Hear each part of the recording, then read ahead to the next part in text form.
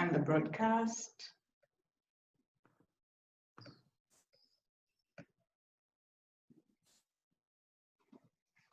We'll just give everyone about 3 minutes to get in.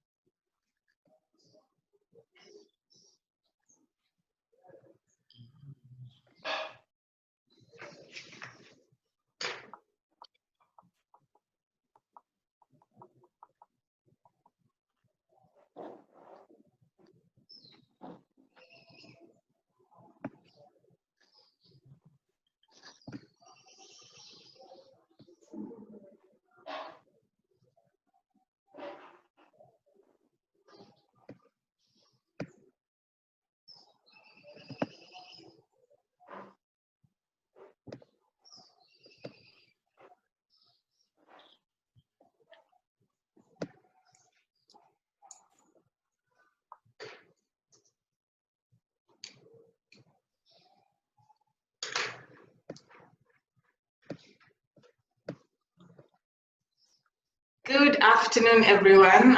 Good afternoon, our panelists and our participants. I see we have 6 people. We have our attendees that have already started coming in. It's just a minute after 3. So we'll give about 5 more minutes, and just for everyone to keep on coming in. But yeah, how are you guys doing? How's the weekend? I think Manji mentioned that it's very warm outside, which is true. How are you, Kendi? How are you, Kimathi? I am well. Okay. Just resting at home, yeah. That's good. Yeah, I'm good. Yeah, I confirm, just like Manji, my outside is also hot. But yeah, so been a busy morning. 1 or 2 things I had, and even after this, I have something important to do. But yeah, wow. glad to be here. Okay, what were you up to earlier? What was happening? So had an AGM, a virtual AGM. Okay. Oh, Yeah, for the school, huh? No, for a client. Okay. Yeah, so it was a virtual AGM, end of year things, but yeah, quite interesting because many companies, including listed companies, are having to do virtual AGMs just because of the realities we have. So it was really, really good connecting there. And I think guys are now past the of, how do you call it? I'm not sure about just being virtual. I think guys now are at the level where they're saying, yeah, we can hack this. It's not as good as in person, but it comes close enough. Yeah. Okay, and what's happening after? So I have some travel. So mine is a 5 p.m. hard stop because I need to head out. Okay. All right. Let's give 2 minutes, and we'll just.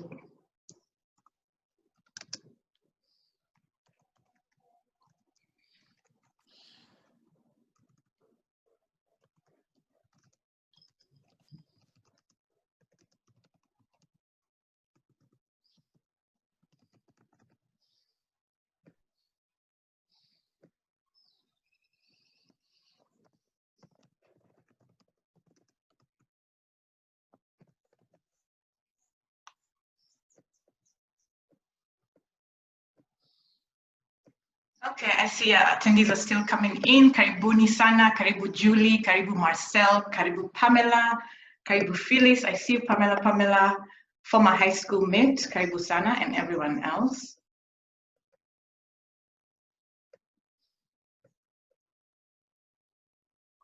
And yeah, so just today's discussion is quite key, especially at this time when a lot of people have been laid off work. There's been a lot of unemployment in the country. The whole issue of young people and access to jobs, that there's no jobs anymore these days. So today's discussion is one that's very, very key. In fact, that was the feedback that we got, that it was very, very timely. And so our guests, our panelists today are also very young people, very, very smart, just doing very interesting things. So they have some legal questions that we are going to, that we're then going to have our lawyer, Kimathi, just address. And so all our participants as well, we try to make the discussions as inclusive as possible. So for all our participants, please feel free to ask all the questions that you need to ask. Yeah, just contribute to the discussion as much as possible. That's what we want to see. So I think because it's already 5 past, we have about 10 people. Ooh, karibu sana, Tabby and Daisy. So good to see you guys, as well as everyone else. Really lovely to see you.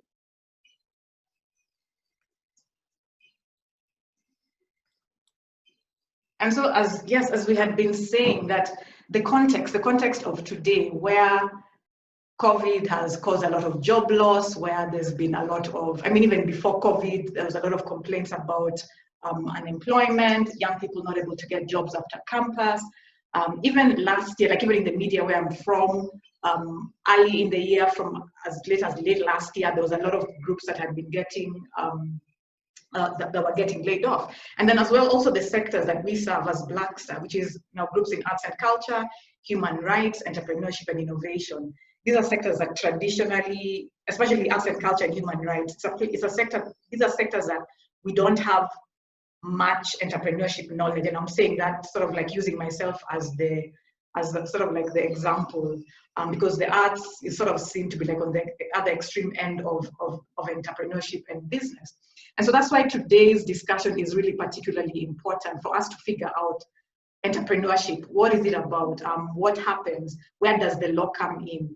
And I'm just as excited as everyone else, because even me, there are questions that because I've been running my business for about a year or two now, but there's so many aspects of the law that I've never thought about. And so there's many others, people in the beginning stages, people in the middle stages, people at the end stages. So we'll just jump into it. And so I'll start with just welcoming our panelists. We have Kendi Muthuri, who is the CEO of Everything Construction. And it is just a brilliant platform which tries to create a community as a platform that serves the community in a way that people can be able to say, this is the need that I have, and others can be able to say, this is how we can meet each other's needs. So it's a very innovative platform, and I was just blown away when I saw it. And then we're also joined by Manji Randiek, who is at FluidTech, and they do a lot in terms of software solutions, and we'll give them all an opportunity to introduce themselves. And then also our lawyer for today, Kimathi Kamencu. A lot of people were asking, is that your brother? Yes, that is my brother, as my firstborn brother, an amazing, amazing human being. Everyone who knows him will say the same thing. There's a lot of big brother energy. So I like that we're really bringing that into this space. So maybe we'll begin with Kendi. Kendi, you can tell us just give us something about yourself, why you started business,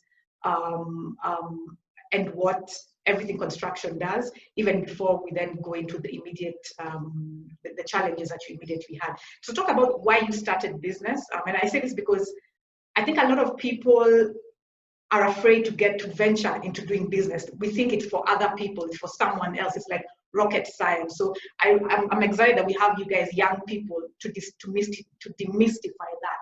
So karibu sana. Good evening. Good afternoon. Sorry. I'm humbled to be here. My name is Kendi Muthuri. I am the CEO of Everything Construction. The idea behind Everything Construction is a platform where everyone who is in the construction industry can advertise whatever it is they do, whatever work they sell. And it is also a platform that helps the consumer. You, as somebody who's not in the construction industry, just come to the platform, identify what you want, and get it in one place, all in one place. So it ranges from real estate to professionals, raw materials, finishing, and even the financial institutions. So if you have a business in the construction industry or know anyone in the construction industry who would like to be part of it, at the moment it is free. So you just sign in and then you're free to post an ad. Thank you. Amazing, amazing work. Thanks, Kendi. How old are you? Kindly tell us, and when did you graduate? I want to challenge everyone. I am 25 years old. I graduated last year from JQuat. Thank you, Asante. Karibu Manji, you could tell us about yourself, your own background in entrepreneurship, what you guys do, why you started it. Did you try looking for jobs? Yeah, so why did you really get started in this? Thank you very much. So my name is Manji.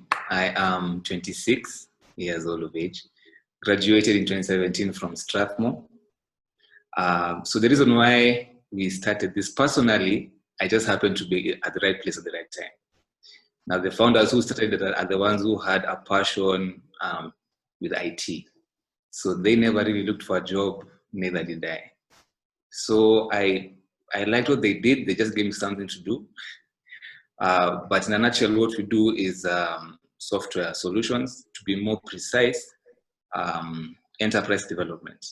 So these are guys who already have something going on. They're already making money, so we come in and see how we can ease in their process, the business processes using IT in one or another. So it can vary from foodstuffs to the medical fields to insurance. So we're everywhere. We're here and there. Yeah. I love that. And I checked out your site and I checked out what you do, and you guys have really good quality. In fact, when we spoke, I think it was yesterday, I said that we have to have a meeting. I think I need your services. So all you guys who are listening in, you can check out their website. It's very sleek if you're looking for someone to help you in terms of to get your website done, but also even to just sit down and think with you about what are some of the things that your business might need, because there's a lot of things that businesses need, but we might not have thought about. Yeah, so I really like what you're doing. Thank you, Manji. Thank you. Kimathi, I'll also give you an opportunity to maybe say a bit about your experience with entrepreneurship law, and why, because I know that Musyimi and Company Advocates has various areas. So why, it would be interesting just to hear about why you got into specialize. I mean, you have other specializations, but why, what particularly drew your interest in this sector, entrepreneurship law? Yeah, so entrepreneurship, thanks Kingwa, and I mean, I'm really glad to see both Manji and Kendi. I have had the privilege of using their respective services, and I am grateful. I mean, they're really good at what they do. For me, first, just backing up a bit, the question of entrepreneurship. I actually went into quote-unquote legal entrepreneurship 2.5 years, 2 years, 10 months after I left after leaving university, doing employment, then started out. So that was quite interesting. Setting up a consultancy. They're now common, but then people only knew you're either working in a bank or you're working with the government or you're working in a law firm. So the idea of a consultancy, and I'm not necessarily a lecturer or something like that, was a fairly interesting thing. Ran it for about 5 years. It continues now, but it's my wife Tabi who now runs it. But now at Musyimi and Company, there's quite a bit. I mean, a law firm, first of all, you can't filter what comes in. So you have a lot of matters coming in. Our history is very strong family background.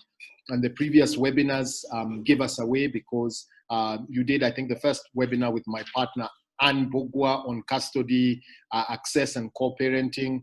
And last week with Grace of Little Angels and Pastor Janet, Dr. Janet Mutinda of New Life did also about adoption. So that really has been our history, but we also do quite a bit of real estate work.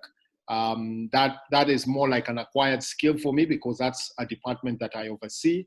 But the area where I would say that I am more storied in is in the area of commercial law. That is the entire, the whole universe was to contract drafting, contract review, advisory, advisory in terms of setup, matters to do with employment, matters to do with compliance, legal audit, also called due diligence. These are things that are kind of like things that I easily, I find myself easily doing because it's part and parcel of commercial law. So that, I guess that's, if you talk about specialization, that would be my area. But like I've mentioned, you don't pick and choose what you do in the legal profession. What you get, you actually take it with humility and try to see if you can handle it. Some you refer, some you retain and learn from. And yeah, that's a bit of about. All right, thank you. I'm glad. Yeah, you mentioned commercial law, so that is a proper word. That is a proper word. So we'll just start with Kendi, just talking about an experience that you had. So Kendi had an experience which she tried to set up.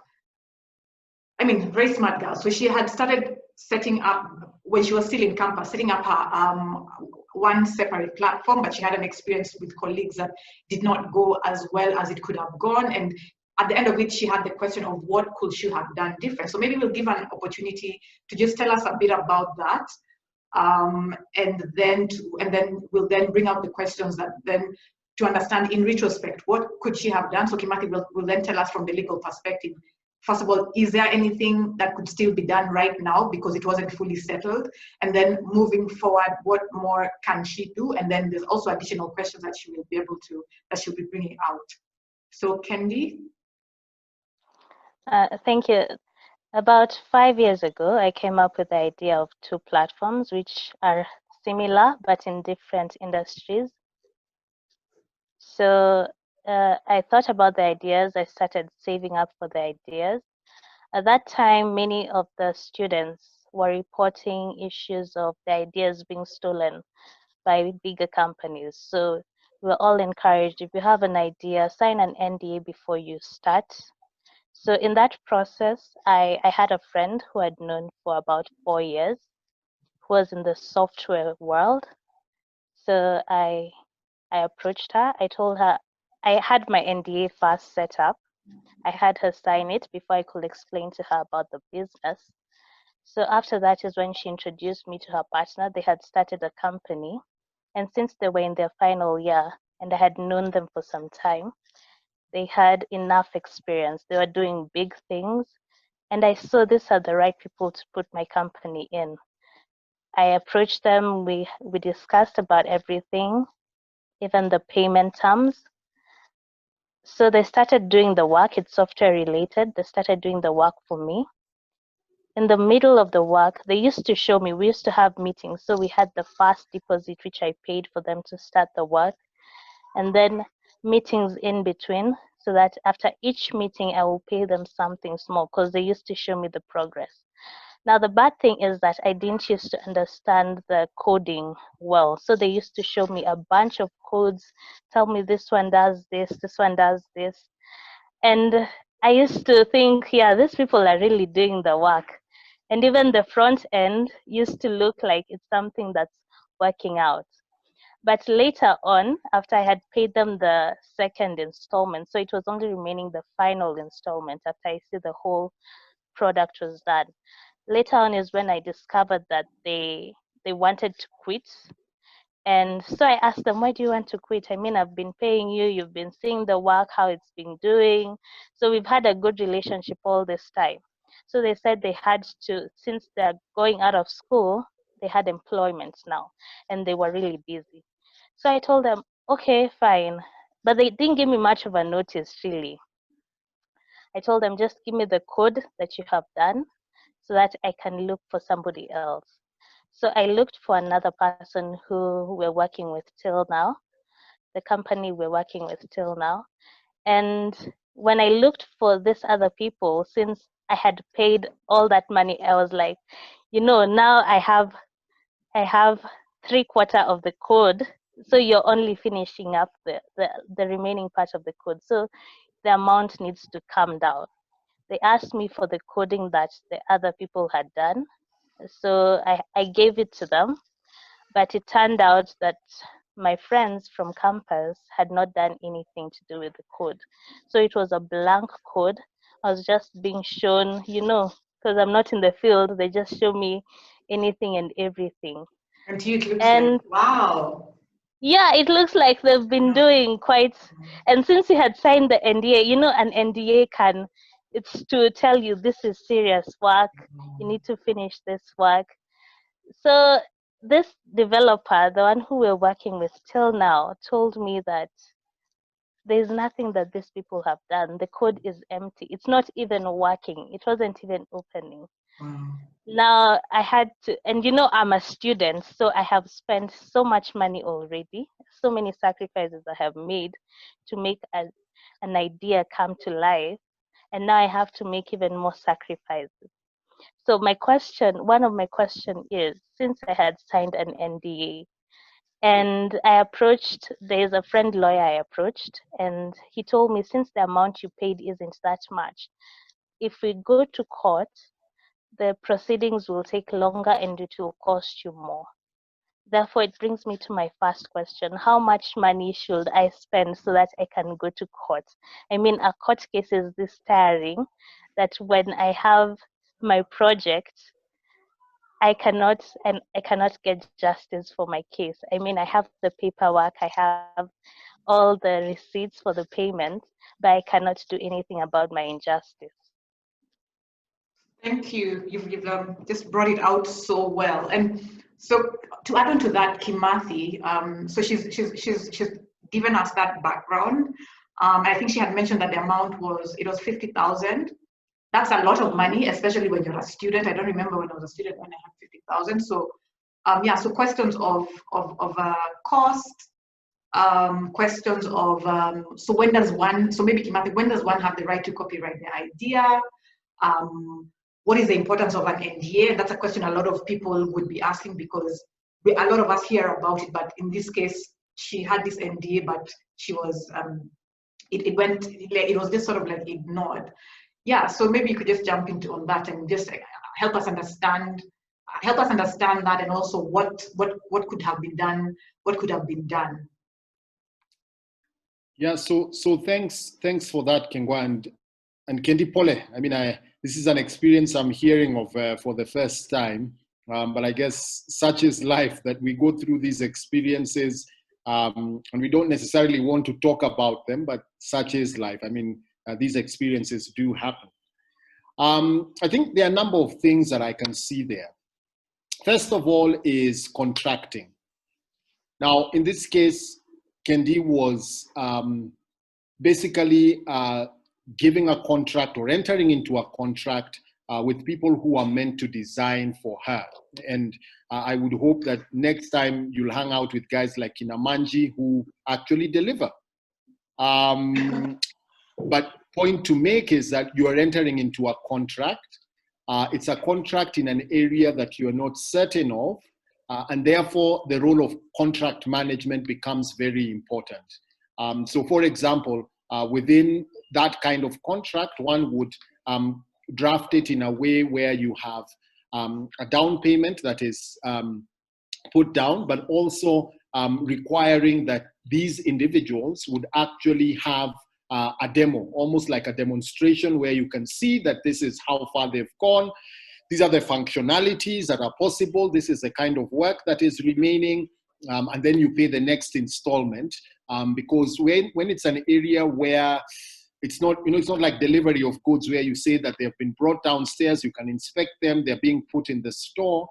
This is quite a bit of trust. So to do that kind of contract, you require clauses that would then allow you to require or obtain various updates that let you know where you are. So I think in terms of drafting of the contract, you need to ensure that your contract, when you're not sure about it, when you're not certain about what the other side is providing, you then have certain milestones against which you measure your payment. Obviously, this doesn't eliminate the possibility of losing funds. It certainly reduces, because if you've just paid a deposit and discover that this is a fly-by-night enterprise, then it's possible then to say that I will cut my losses at this point. Now, just taking a step back from contract management is the kind of contract you enter into. Because when you're starting off on a transaction, people will ordinarily start off with a non-disclosure agreement, which is an NDA. But an NDA is not a substantive document. An NDA is a document that allows you to talk, allows you to say, this is my idea, this is what I'm thinking, but is not the end of the document. It equips the other person to then say, all right, then since this is what you want to achieve, then this is how we are going to do it. And why it's called non-disclosure is because whatever it is that you disclose during those conversations cannot be used by the recipient of that information. So if you contracted Manji, for example, and said, first, let's do an NDA before I design 1, 2, 3, then he is bound by law not to go behind your back and create the same kind of thing. So NDA is an entry document, but it certainly is not the definitive contract, because once you are past the level of disclosure and you know what end product you are looking at, then you go into a service agreement, the actual contract. Could be a service provision agreement. I mean, people have different kind of agreements. It could be a maintenance agreement, but in your case, it appeared to be a service, relying on these people to supply you with their certain services. So in terms of contracting, start off with an NDA, then have a service provision agreement, which service provision agreement should have thresholds and say that if you're going to do 1, 2, 3, then I'm going to pay you 1, 2, 3. And you match basically milestones with payments. Now, what happens when somebody breaches? Because like I've said, even if you have made those kind of provisions, somebody could still actually go behind and say, no, I don't care. I'm going to just con this person and take their money and not produce what is required. Now, there are 2 tracks. The first track is what is criminal law, because criminal law recognizes that if somebody obtains finances or obtains anything, I mean, it can be finances, it can be a property, on a false premise or on a dishonest premise, there is actually an offense under the penal code. The penal code is where all the majority of criminal laws are in Kenya. Within the penal code, there is an offense called obtaining by false pretense, obtaining by pretense. And that actually you could go to the nearest police station and say that I contracted these guys, this is what I was supposed to do, they haven't delivered, so I am reporting the matter. And the cops should then be able to follow on, and then that person will actually go to court, in the criminal court. The second one is what is called the civil law. Now, criminal law has got its limitations, because criminal law, at the end of it, it will be either guilty or not guilty, and the penalties are not necessarily related to what you have lost. So it'll say you are guilty of obtaining by false pretense, and we are sentencing you to 3 years in prison. Now, yes, we've sentenced you, but Kendi hasn't got back her money. So what to do? So that is why you also now have civil law, because under civil law, you can actually go to court as a private citizen and say that I am suing so-and-so for recovery of these amounts that were paid to them for a contract that they did not deliver on. Once the court process is done, of course, you'll always start, usually you'll start with a demand letter. A lawyer drafts a demand letter, or you do a demand letter saying, I would like to be reimbursed. If that person does not respond within the stipulated time, then you're entitled to file the case in court.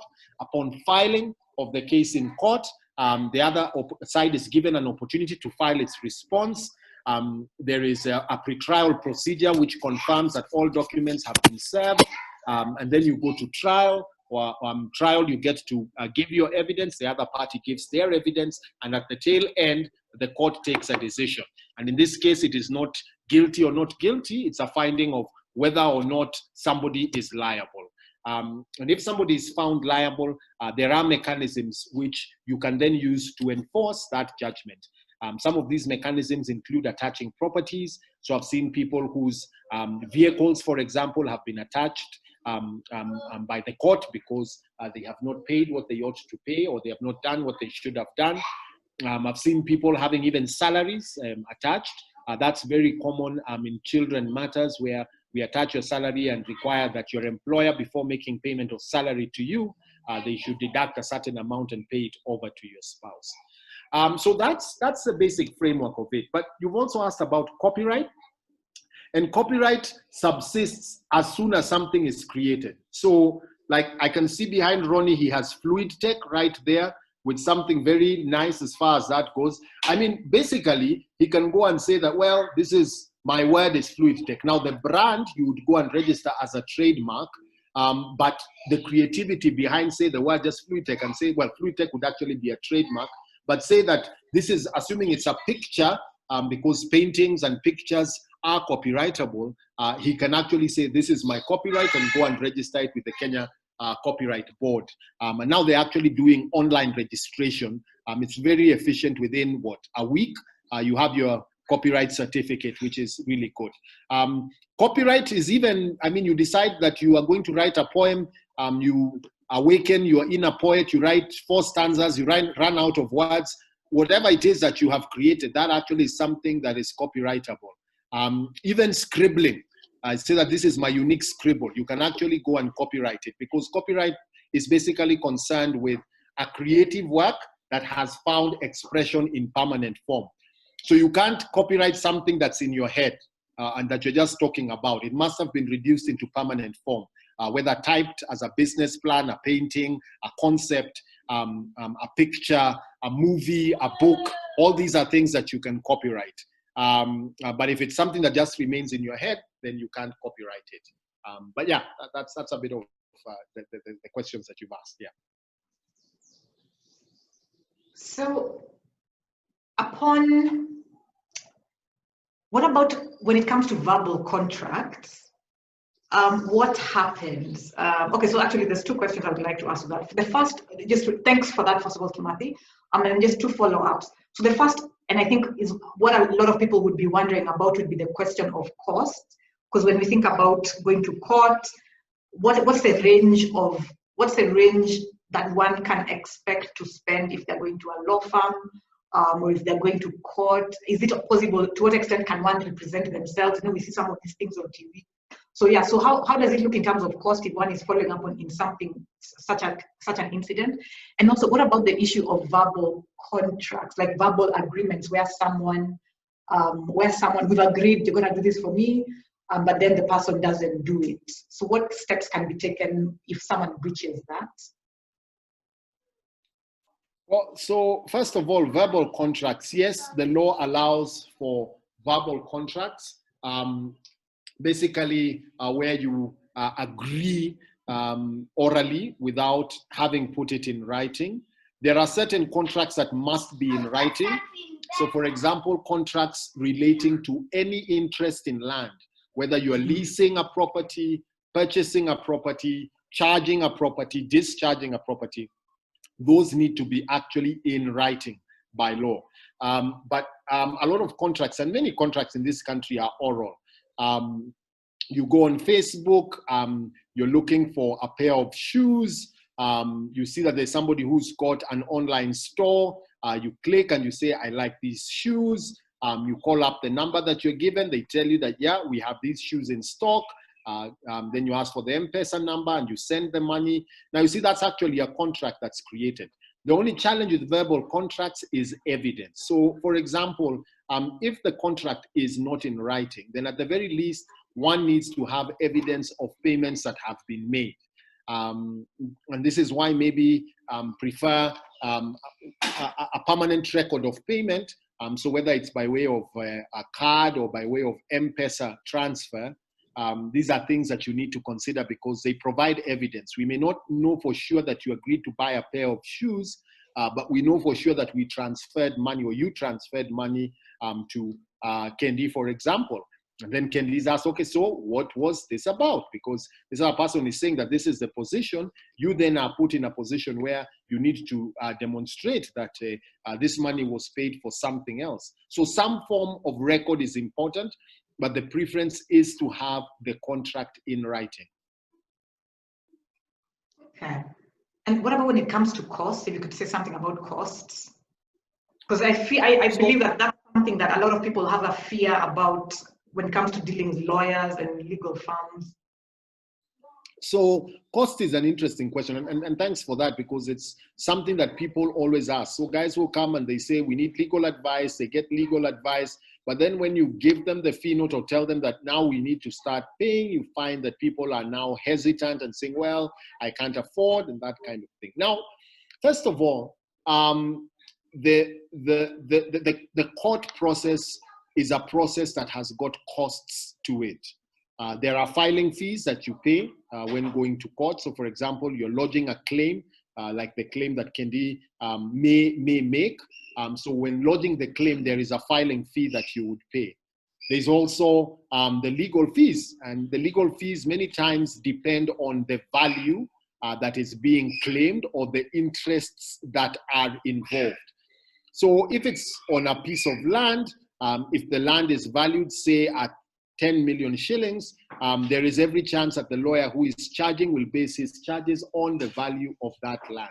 But other times it's based on interest. It's not an actual value. So, for example, a lawyer acting in a presidential petition, you see, there's no land, there's no shoes that are being provided, but there the interests are quite high in terms of the stakes, and therefore the lawyer would charge in accordance with that. Now, there is a remuneration order which prescribes what lawyers are to charge. But if somebody is considering hiring a lawyer, it is important for one to request for an indication of fees and not be satisfied with, we will agree along the way, but actually ask that, can I have a schedule of fees, and actually have it put down in an engagement letter, which then both parties sign. This will help managing your expectation, but it will also help managing the lawyer's expectation in terms of the documentation that you are using. So that really is it. Now, one last point is that in a set of recent amendments, I think these amendments have now come into force. The idea is now to set up a small claims court, which encourages people with smaller claims to go before it. But in addition to that, allows them to self-represent. So the idea is smaller claims, swifter dispensation of justice, and processes that are simpler that would allow people to represent themselves. Now, in those ones, I would expect that very much the presiding officer, the judge, the magistrate, would be the one who is directing the parties and asking the questions and saying, okay, and you, what are you saying? And you, what are you saying? Because if you ask parties to do it the way lawyers do it, then you could lose the element of justice that is practical. So there's that, and I think increasingly, maybe in the next 5 to 10 years, it will change the attitude that people have towards filing cases in the various courts. Wow, thank you so much. Yeah, so thank you so much. And we're going to come back to Kendi and one or two other questions that she had raised. And also, want to continue. I see we have more people that have joined us. Esther Ogonda, Julie Mokami, Karibu Julie, Mungela, Tabi, Wanja, among many others. So Karibuni Sana, and guys, use this as an opportunity to ask all the questions that you might have in terms of the law and legal issues, commercial law, questions that you might have around your business or your hustle, your side, if it's a business, if it's a side hustle, if it's something you're even thinking on starting out. So do feel free to use the opportunity to just ask all the questions. Kimathi has been doing a great job at just really responding to some of the issues that Kendi brought up. So now we're going to go to Manji. And Manji is with a firm that is quite young, and they're still new, relatively new. And because of size, they sort of like have been trying to do things almost in-house. So he mentioned like they were dealing with an international firm, and they were trying to figure out how do we set up contracts, how do we set up agreements. But yeah, so Manji, maybe I can just give you the opportunity to talk about some of the challenges you've been having, or some of the questions that you've been having on the legal aspect of things as FluidTech. Thank you. So actually, Kimathi helped us out a lot when we were starting out. He would, call us for meetings and advise us on what to watch out for, at least in regards to setting up the company. But when it comes to contracts, getting Kimathi, for example, is extremely difficult. And sometimes we need that contract. Even on Saturday, he already has 3 events. Yeah, so so go ahead. Yeah, so at the beginning, we thought it was all cool. He'd come, Kimathi talks very well, he'll calm you down. So we thought we were sorted. But, he's doing it for free, at least for us. So, to seal the deal, to seal the deal, we had to, take matters into our own hands. So we would just go online, Google, and type, IT service agreement. And many things would come up. So what we did, we'd read and see what makes sense and try and tweak it here and there, to fit our needs. But even that, after doing that and sending it to Kimathi to review, it'll take another 50 years. So because you haven't paid him. Don't bully my brother here. We haven't paid him. That is true. That's why we can't bully him. Okay. So we're stuck in between. We're getting free service, but it's taking forever. But we need this contract now. So actually, one of my questions is how do we? Because I understand graduates from KSL, at least they want to get a job with a good firm.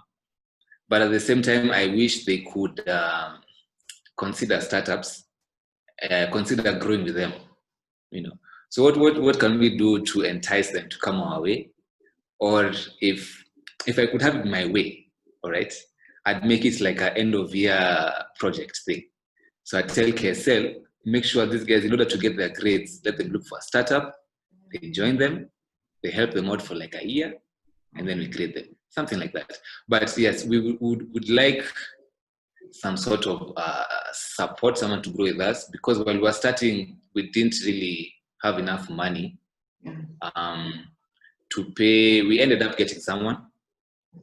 And also to add on to another question, she mentioned something about a standard retainer fee that lawyers get. I don't know how true that is. Maybe she lied, I don't know. Maybe you can clarify that for me. But if she lied, she successfully got what she wanted. Okay.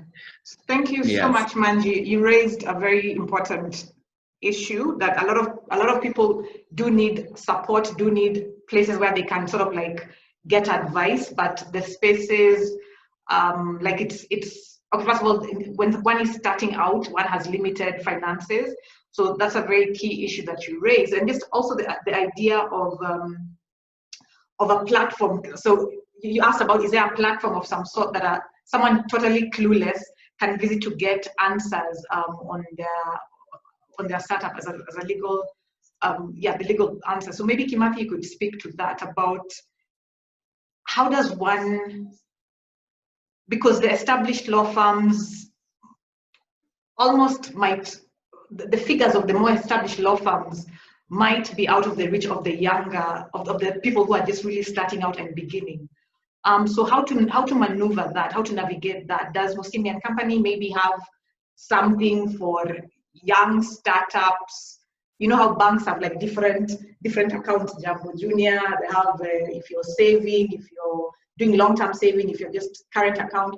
So does that exist within your firm or within other firms? And then he had also raised the question so he had sent the questions earlier that maybe would it be easier for a younger entrepreneur to look for services from a younger lawyer? Like, what would you advise? And because you've been in the business for, I think, maybe more than 15 years. So what would you advise? Like, maybe when you were starting out, was it easier for your entrepreneur friends to reach you and help you? And what would you advise for someone who's just really starting out? So thanks for that, and also for the feedback, Manji, because I mean that really generally the view that we would want to project as a firm is being available for our clients. Clearly, just from that feedback, Manji, you've given, that's something that's a lapse on our part. That even if something is being provided pro bono, and I do provide pro bono service, it needs to be in a way that honors the business. So my apologies about that. But whichever way, in terms of businesses, first of all, it depends on what one is looking at. So, and this is a conversation actually that hopefully will be advanced in due course. There are certain documents which we as a profession perhaps need to consider automating and asking people, you don't need to come, we'll just set up the contract for you. You just pay a fee and you just key in the details and it produces for you a contract, and that's that. Because more of the routine contracts, your agreements for sale for vehicles, your affidavits, certain certifications that one requires, they are generally fairly straightforward and do not require interaction with a lawyer. Now, obviously, the general view is that I want to see my lawyer. I want my lawyer to look at every single document. But you know, if one is going to be in business, unless you actually have a legal department that you're employing, just the back and forth takes time. And sometimes you want to move, and I've seen this happening in business, that people want to move, and to move, they need quick on the feet decisions. Now, the other thing you'll find as an entrepreneur, as you continue growing in business, you'll begin understanding some of these documents. So like there will be some that will honestly not require a lawyer. You look at an NDA, you'll check it out, you know generally how they look like, you'll sign out on it. Or because you're involved in IP, you probably might even have how do you call it, a standard document that has been prepared for you. So you agree with your lawyer that I need this certain set of documents whenever I'm dealing with. What will they cost me for you to create templates for these? You agree on them, and you get provided with them, and you go ahead with them. But for the more advanced documents, I think a good contract takes time. A good contract requires the back and forth of negotiation to make sure that the contract accurately captures the terms that the parties want to enter into. Now, the parties will always come and say, yeah, we've agreed about this and the other, until you start prodding and asking questions and saying, have you thought about this? And they're like, no, I didn't think about that. Or have you considered this? No, I did not think about that. And a good example would be like Kendi's example, the one she shared about services that were being provided. Now, maybe she didn't know that you can actually match payments with certain thresholds. So I would say that irrespective of the fact that you might find it hard or pricey to get a lawyer, there's a level where as a business, you need to consider hiring a lawyer. But also for you as a startup to realize that you need to work with professionals, because many guys, when they start up, they're everything. They're their own lawyer, they're their own accountant, they're their own software engineer, they find fixes for their Microsoft work if it's stuck in that kind of thing. But the reality is that you can't continue in that phase forever.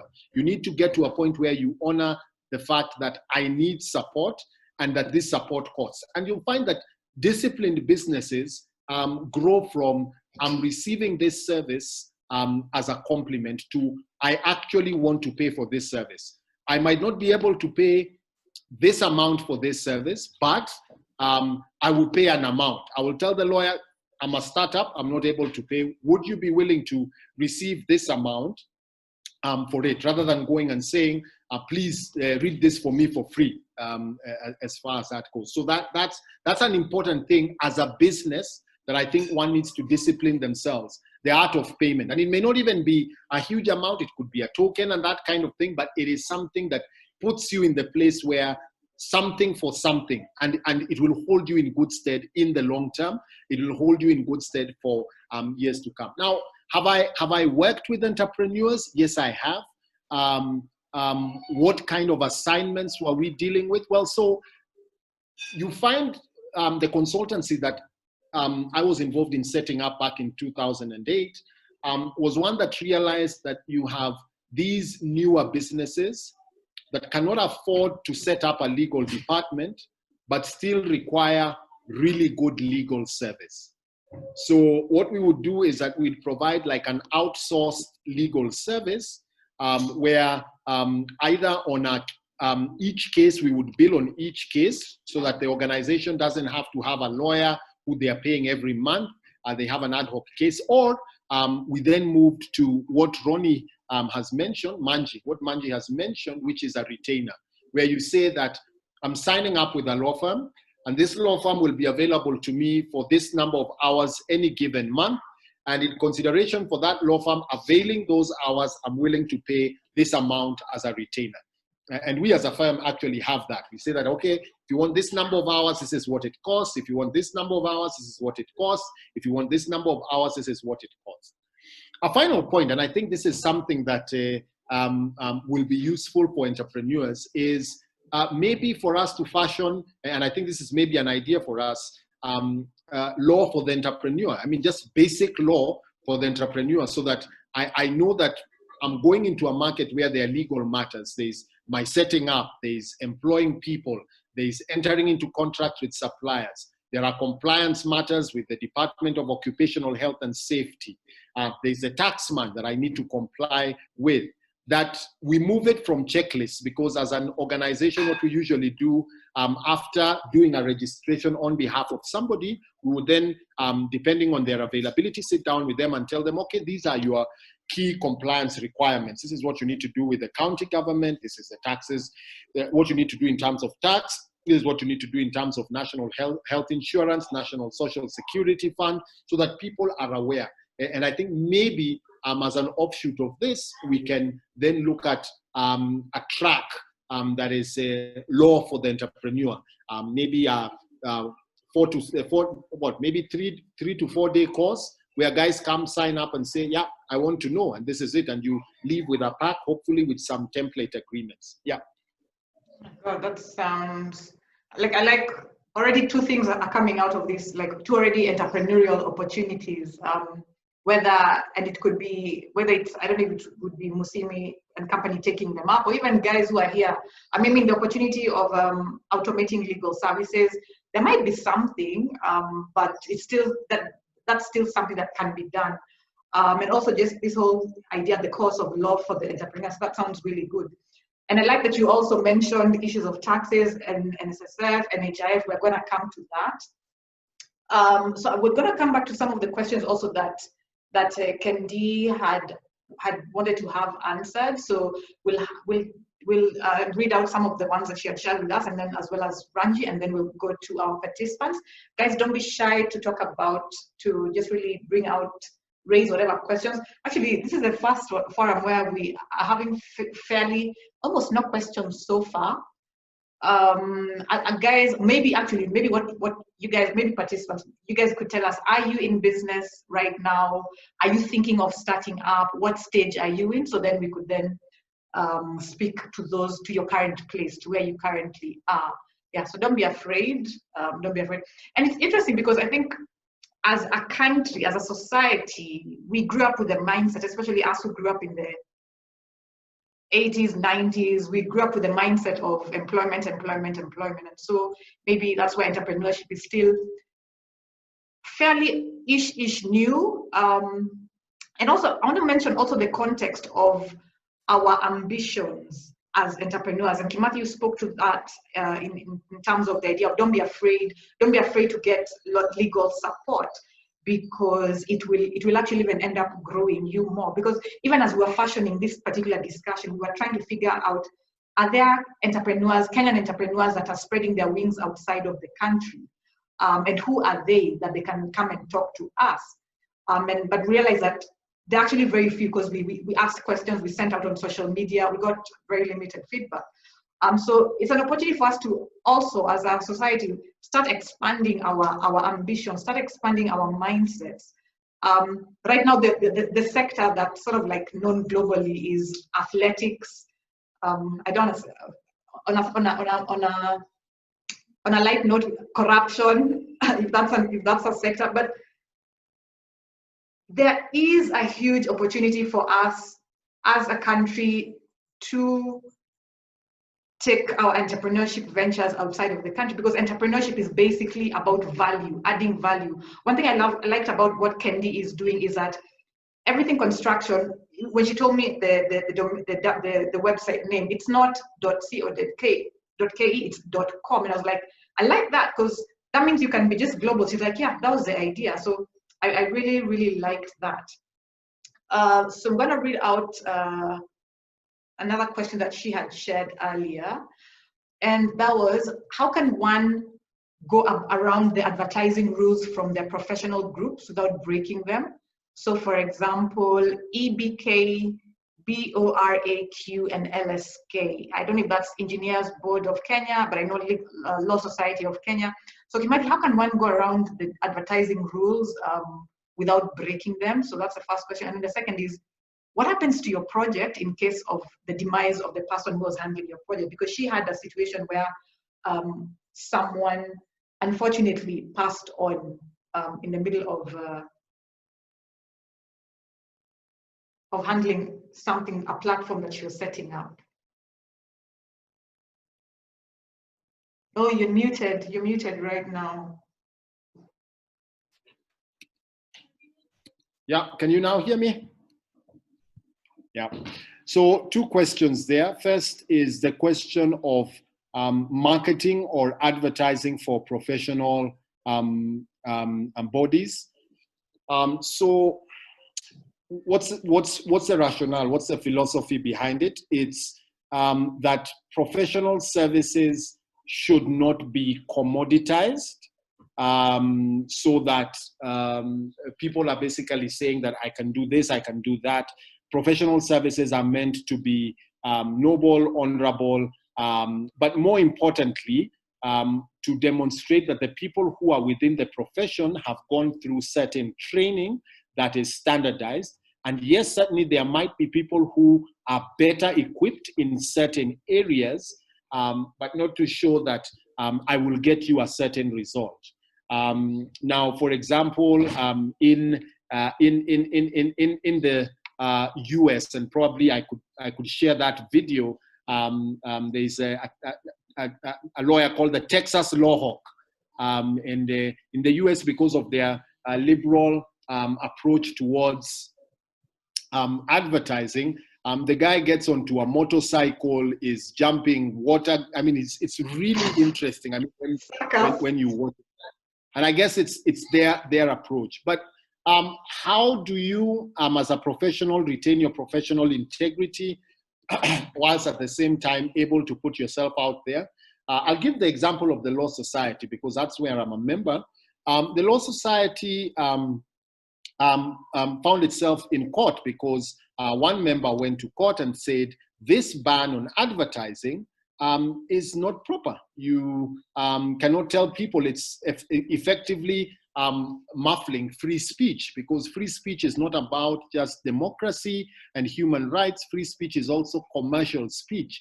So you can't say that somebody can't go out and say that I'm able to get this or the other for you. Now, on the back of that, the court then held that the blanket rule against advertising was not constitutional. And the LSK then promulgated rules on marketing and advertising. And those rules remain in force to date. And they give us the bounds within which we can go as lawyers. So For example, as a lawyer, you're allowed to have a website. As a lawyer, you're allowed to list your details in a directory.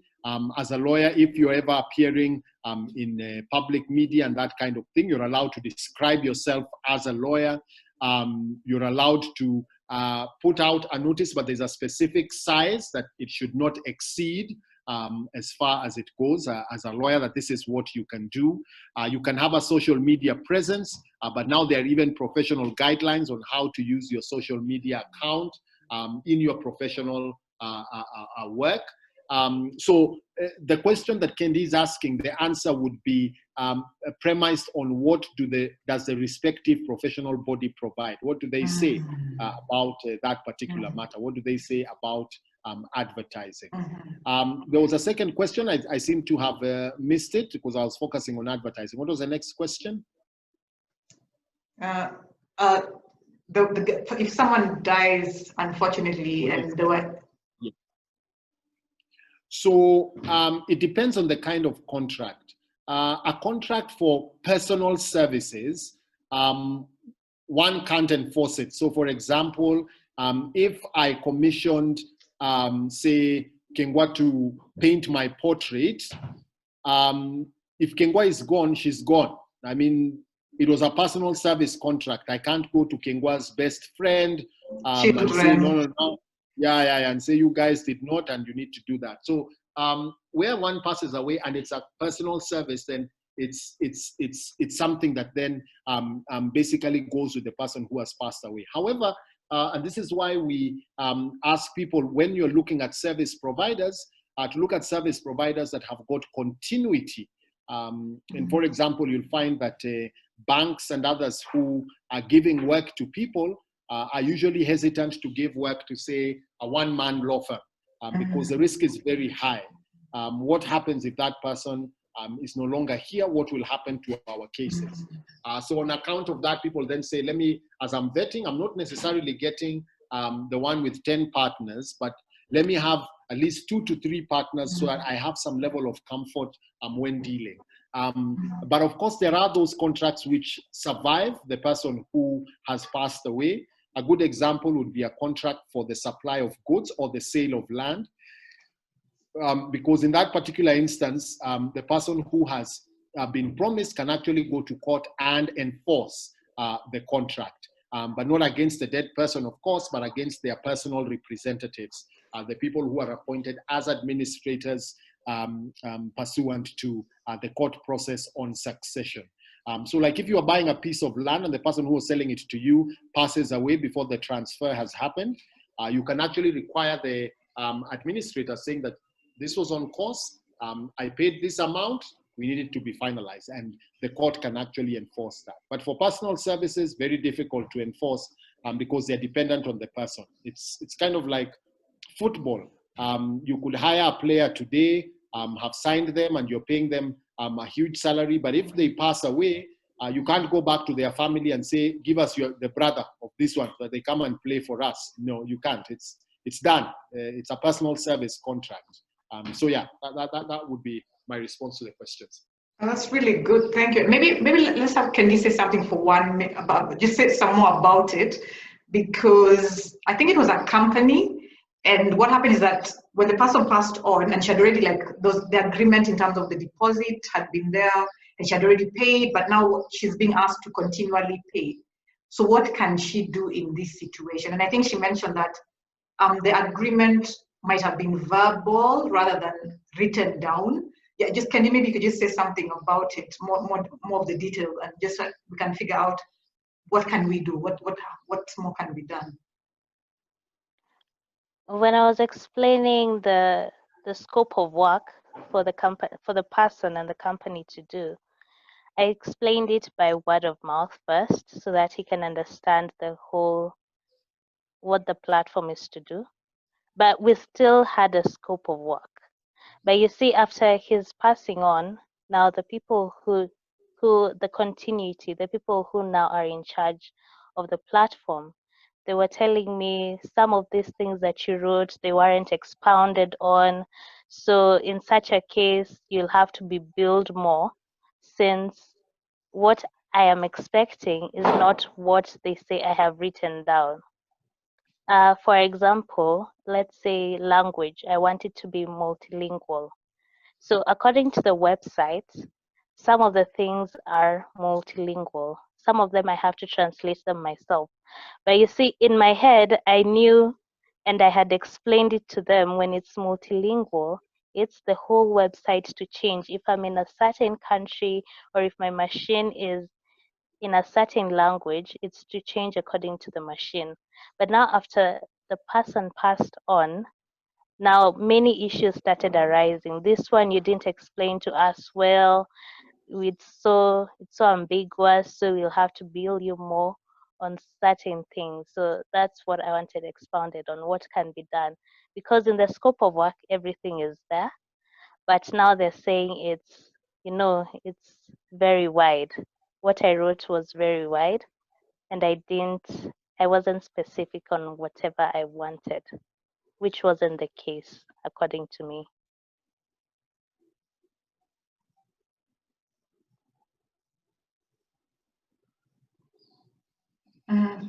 Kimathi, I think you're muted. Okay, you'd like me to go? All right, very well.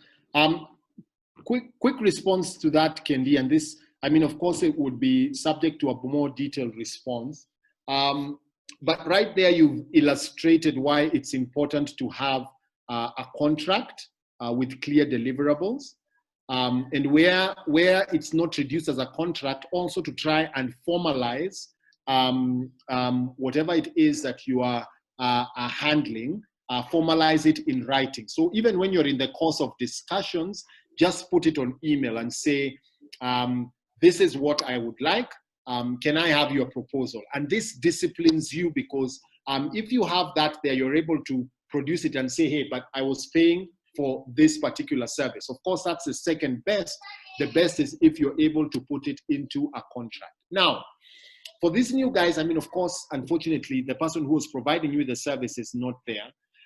For this new commitment, if you are determined to continue with the same group, I would hope that you have now, or you're in the process of entering into a contract with this new group, detailing the new terms and saying, this is what I expect.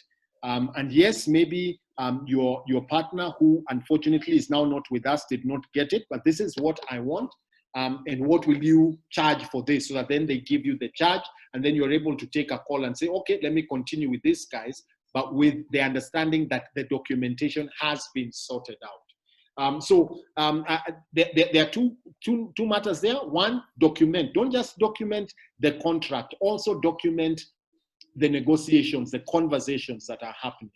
But in addition to that, where you realize that somebody who is providing service is no longer available or has passed away, then make sure that whatever happens next, whether the first contract was documented or not, whatever happens next, if there will be variations to the first contract, those two are documented.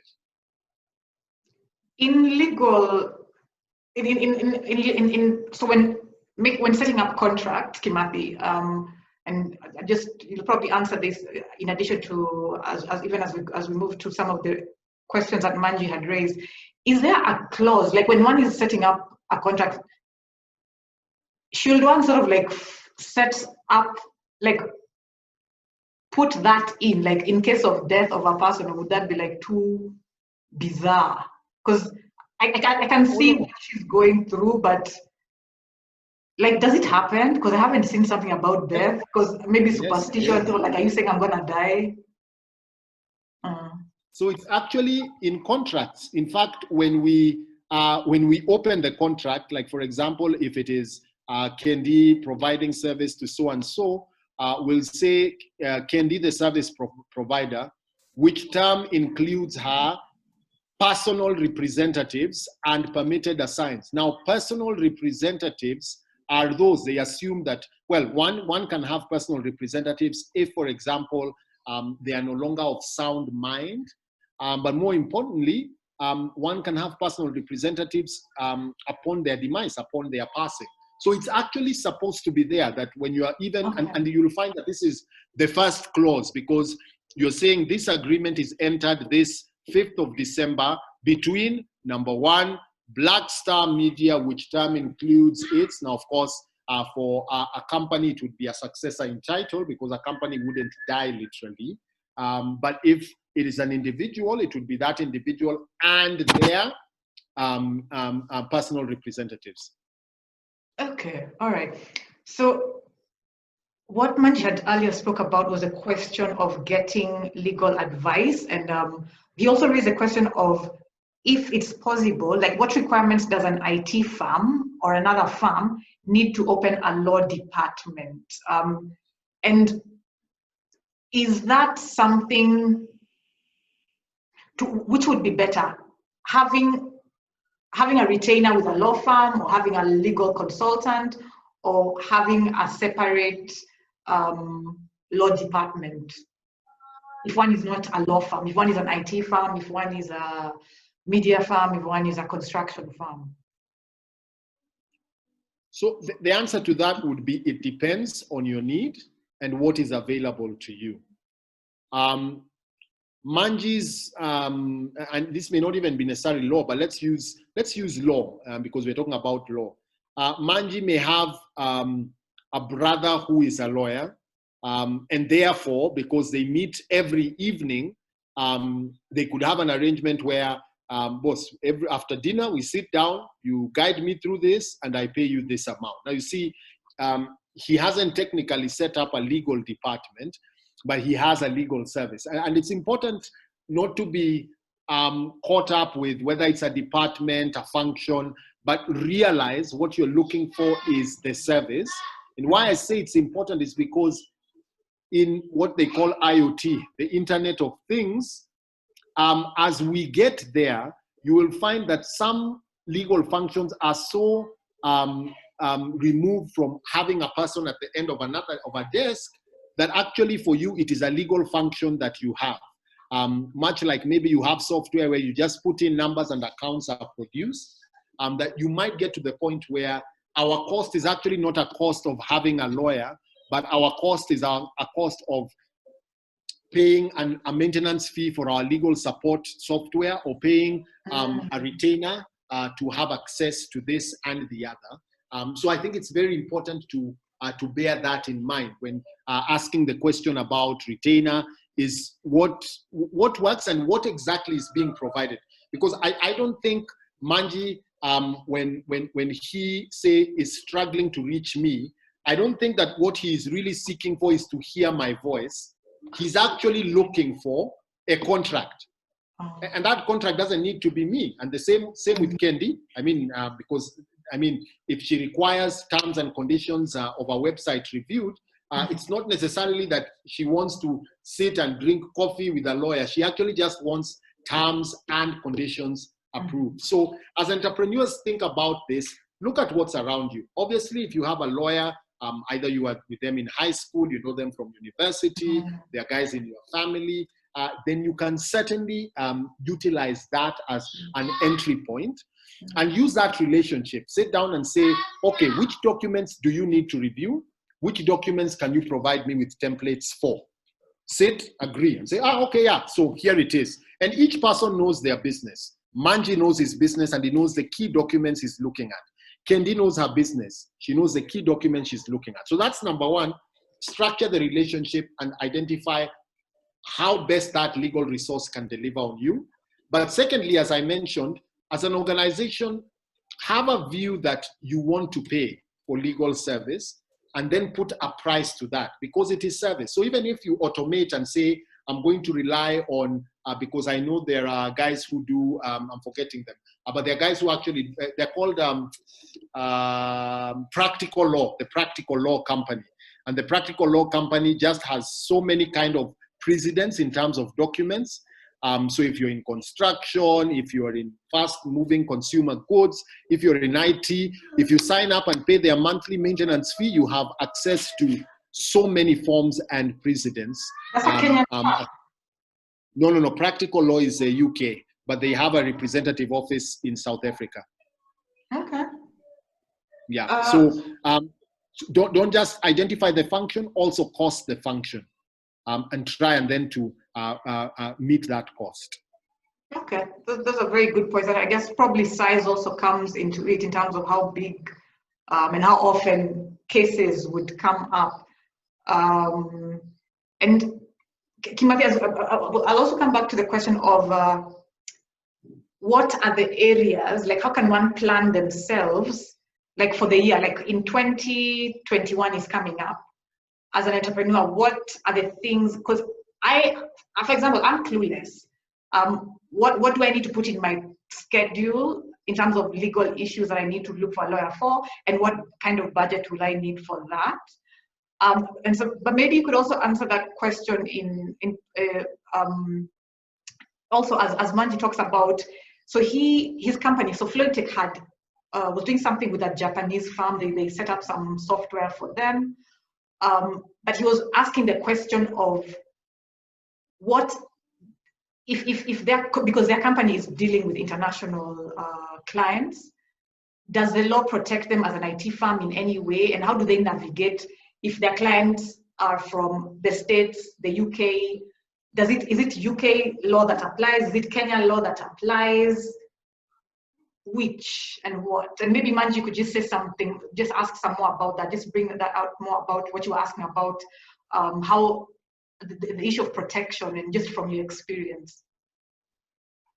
All right. So actually, I never really thought of that question until we spoke yesterday. But we don't know where we would start. Of course, we'd probably look for Kimathi and explain the situation.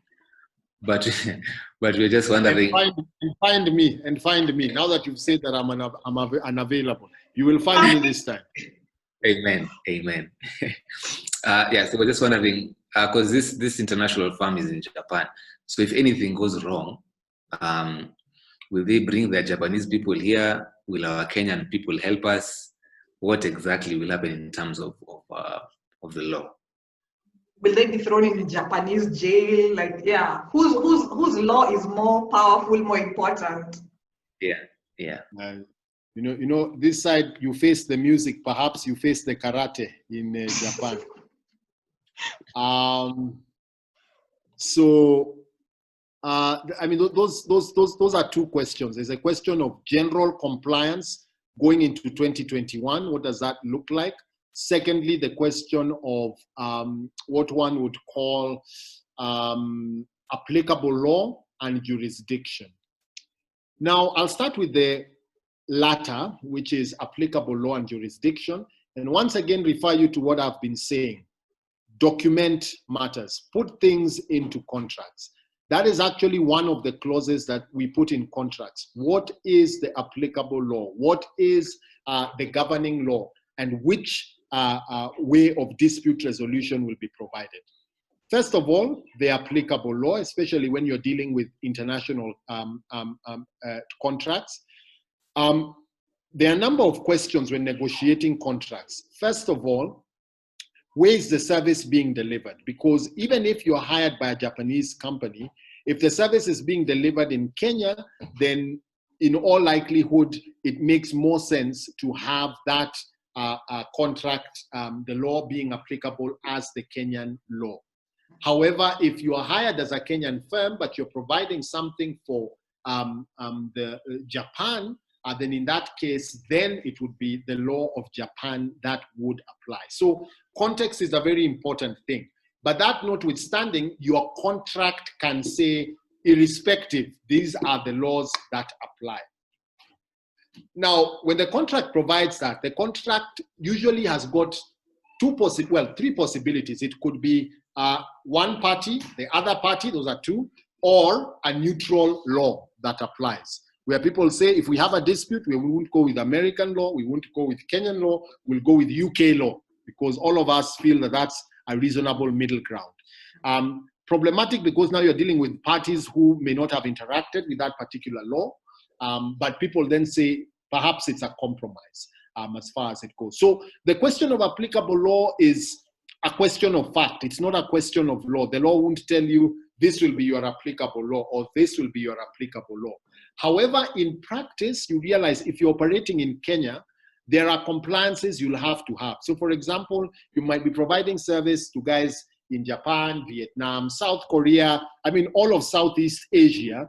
But if you're running an office in Nairobi City County, you'll still have to pay your license, the one which you put up on the wall and show that you've actually paid up your county government licenses. So you wouldn't then tell the county government officers, oh no, my contract says applicable law is Japanese law. No, nobody's going to hear you with that story. You'll actually end up in trouble with them. So you can't ignore your local jurisdiction, but usually applicable law is relevant when you're dealing with a dispute. Now, when dealing with a dispute, again, you need to have documented, because if you don't document, you don't have structure to resolve your disputes. People start exchanging letters. Ronnie gets an energetic lawyer who's just finished Kenya School of Law.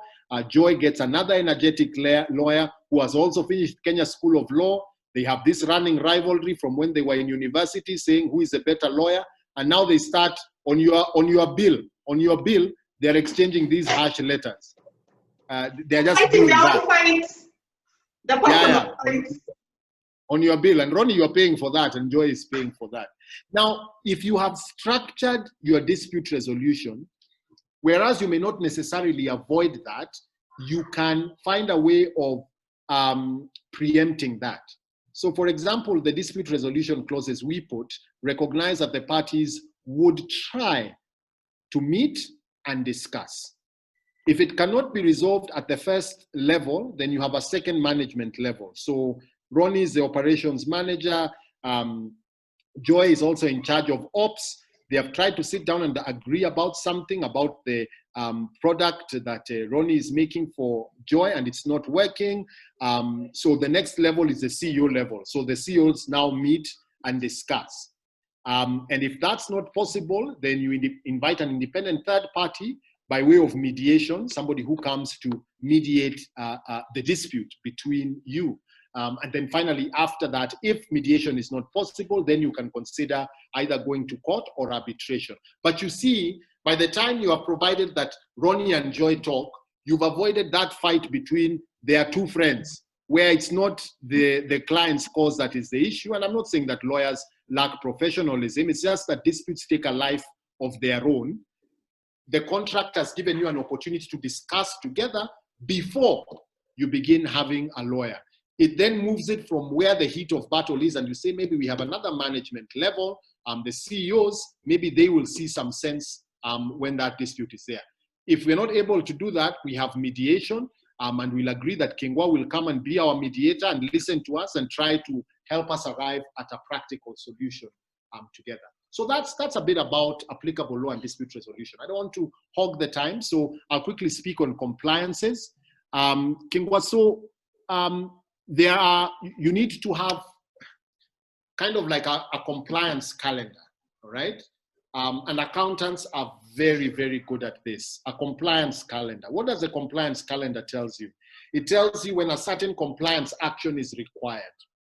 So for example, you know that on the 9th, you're supposed to pay your employee tax, the pay as you earn, okay? On the same date, you're supposed to pay NHIF, National Hospital Insurance Fund. On the 15th, you're supposed to pay NSSF, National Social Security Fund. On the 19th, you're supposed to pay your value-added tax. So you have a calendar where you know that these are required to be done. And I know organizations that have outsourced this function where you just say, guys, these are my computations. This is a check together with your fee for making sure that this happens for me. Let me see all my receipts by the 9th of the month. I don't want to hear stories of you are waiting. Let me see all my receipts by this day. And that then allows you to do that. But there are other compliances which are not financial. So for example, filing of your tax returns. So filing of your tax returns has a date to it. I mean, many times we see the 30th of June, 2020 or 2021. But that is an important thing, that you know that you have an obligation to file tax returns. There are also company returns, and people sometimes mix up these two. They think that the lawyer is filing also their tax returns, or the company secretary is also filing their tax returns. No, he is not. Those are returns. If you're a company, there is a return you're supposed to file every year with the Business Registration Service, the BRS. and that is separate from your tax return. And that return you file basically talks about who are the shareholders of the company, who are the directors of the company, where is the registered office of the company, are there any encumbrances on company property, what is the beneficial shareholding of various guys. So that is a return that you would file. But now these are generic, Kingwa, and you'll find that in every profession, there are other compliances, other licenses that one is supposed to have. So like, for example, as a lawyer, I know that when I'm practicing, I need a practicing certificate. So at the beginning of the year or late at the end of the previous year, I pay for my practicing certificate so that I'm licensed to operate. Now, that's not what you need to do, Kingwa, or you, Manji, or you, Joy. This is unique to me. I know that Kendi, for example, has engineering registration board, that there are certain things she needs to do. Every year, there are certain units she needs to have attended for her to get her license for the next year. So compliance is both generic, but there's also quite a bit of uniqueness depending on the area of business you are in. Wow, thank you so much, Kimathi. I feel, okay, wow, this was a lot, so much. You've been able to pack a lot of information in such a short time.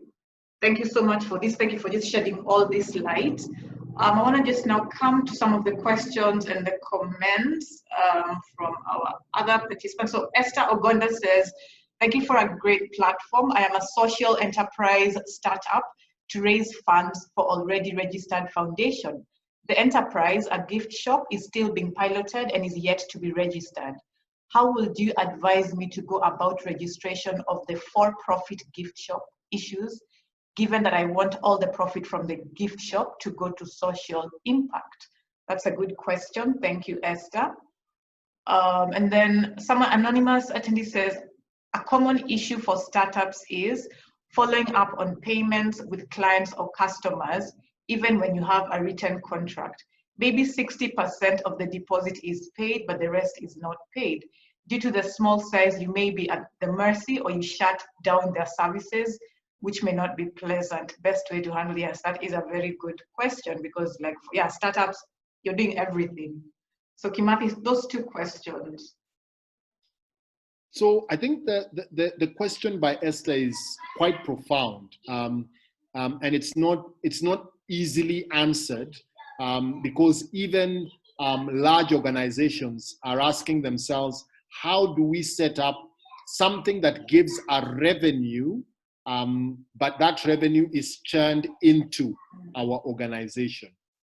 Now, I would actually, for Esther, I would start the other way around. I would tell her that she needs to register her charity first of all. Whatever it is that she's running as a foundation, a society, a charity, needs to be registered first.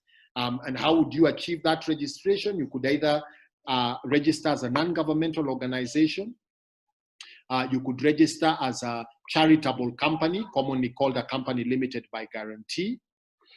Or you could register as a trust. And you have two kinds of trusts. You have your corporate trust and your non-corporate trust, all right?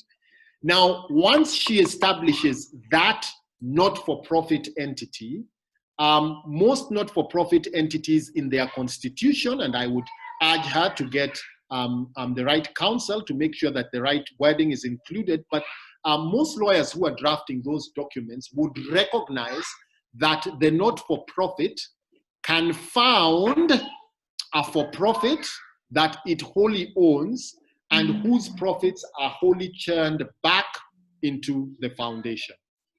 Good example, you're running a not-for-profit that is involved in empowering women in a low-income area. One of the ways you try to empower them is to give skills to them.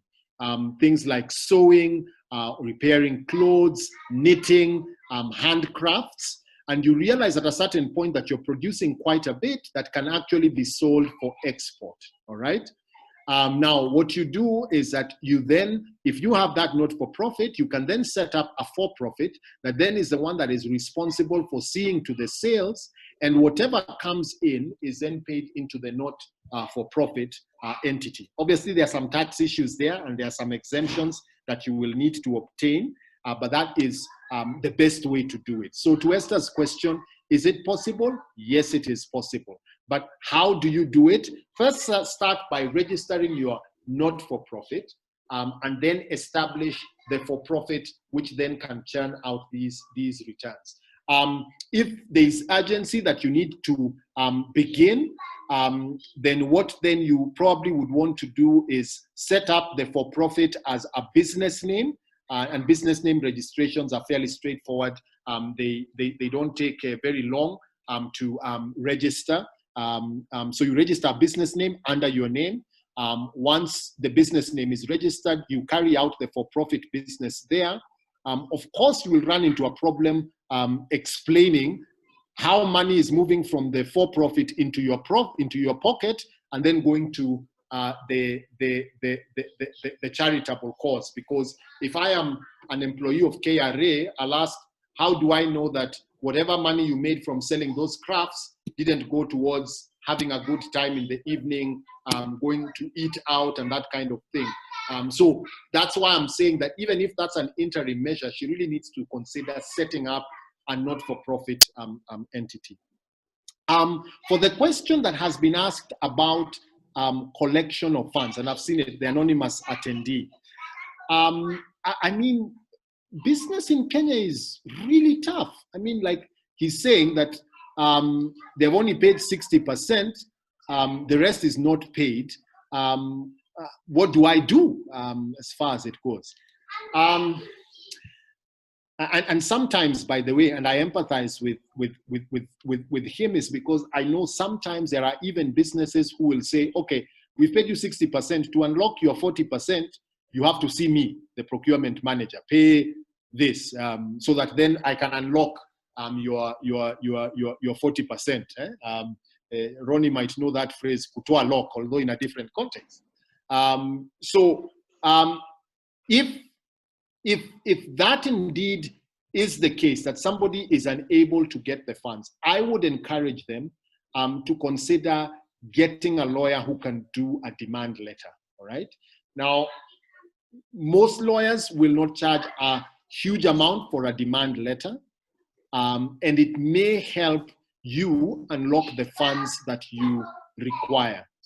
As a supplier, and especially if you're supplying something like services and not goods, because you know goods, you can actually say, I'm holding off on them. I've been supplying you with tomatoes, you've refused to pay me, I'm not providing tomatoes tomorrow. The food that your guys eat tomorrow will be without tomatoes. Now you see, that one gives you a bit of leverage.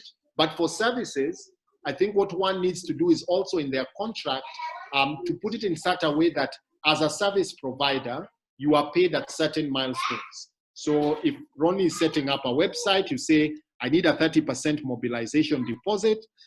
When I've done the first alliteration of the website, a further 30% is paid. When it goes live and is being tested, another 20% is paid, and then the balance is paid at the tail end. So you can control it by way of how you put it in the contract. But if you're in the middle of it, your best option may be to get a lawyer to write. Or, I mean, I've seen people also just going themselves and sitting in and just say, I'm not leaving here. I need my payment as far as it goes. I mean, I know people who are involved in the money business, lending business. I remember a conversation that we were having that if a client has been difficult in paying, there are ways of collection. So one of the ways of collection is just to show up and not look like you're leaving. In fact, they were saying, go with a very big novel and look like you're reading it all day. And actually, by the way, for like those particular entities where it's microfinance, I've lent you money and you've not paid, it removes stories. People are then able to come and make commitments as far as it goes. So yeah, that's a bit about it. Some legal, some planning, some relationships. These are all things that you need to consider if collecting. Wow, thank you. Yeah, I guess And that question also speaks to the people who are doing like a lot of government tendering, because that's an area that I've heard a lot about, that people have, because especially it's big monies that maybe someone has taken a loan to be able to get the materials, and then there's a delay in payment and they end up closing shop. So that's if one is dealing with the government, would it be the same thing if they have a delay? Yes, you can sue government. There's nothing in law that prevents you from suing government. The biggest challenge that we have had, and I don't know whether it's unique to Kenya, is that unfortunately there are instances, and I don't want to say whether they are a majority or a minority, but there are instances where government basically behaves as a bad customer and says, can't pay, won't pay, and almost does not care. There's almost like a faceless kind of debtor, somebody who owes you and is just basically saying there's nothing you're going to do to me. And I know people who, because of bad experiences or experiences of others, have just said, I don't have the stomach to enter into contracts with government. Let me consider another customer. But yes, you can get a contract against government. Yes, you can enter into a contract, you can file a court case, you can get a judgment, but the challenge is now how to enforce that judgment, because there have been a lot of unfair kind of things that have happened in this country. And just because I can get away with it as government, I will get away with it, because unfortunately the law doesn't allow, for example, auctioneers to go and attach the president's vehicle. That the government owes me 50 million, therefore attach the president's vehicle. I mean, you just can't. You can't go, Ronnie, and attach the Land Cruiser at Kileleshwa police station. And I'm not saying that that's your customer, but I'm just saying that that's one of the realities. If I was a private citizen, you can actually attach my vehicle, but it's government, so you can't. It's just that, and even no matter how hard done you feel about it, it's just that. So that's a challenge, I would say. And related to that is a question also Ronnie had asked about how advisable is it for a young entrepreneur to even think about suing anybody? And even as I was reading that question, it also came to mind that I suspect a lot of people would prefer to not sue because it sort of like would hurt relationships. So yeah, how does one navigate the issue of relationships, keeping sure that the relationships remain strong, but also that one gets what they need so that they're not sort of like being messed with anyhow. Yeah, so yeah, should a young entrepreneur who's starting out, are they going to get a reputation for, this one is always in court? You know, so how does one maneuver with all that? It's a balance. Not everybody needs to be taken to court, and not everybody needs to be spared from court. I know organizations who have unfortunately made investments where money has been lost, and they have insisted on going to court to ensure that people who are in the market recognize you don't just come to us, get from us what you need, and then run away with it. We are going to hold you accountable. So a responsible business should always have legal enforcement as part and parcel of its role. It's not your main role. It shouldn't be a thing that you always focus on, because it could take your focus away from business, but it certainly is something that you should consider. Now, what are the key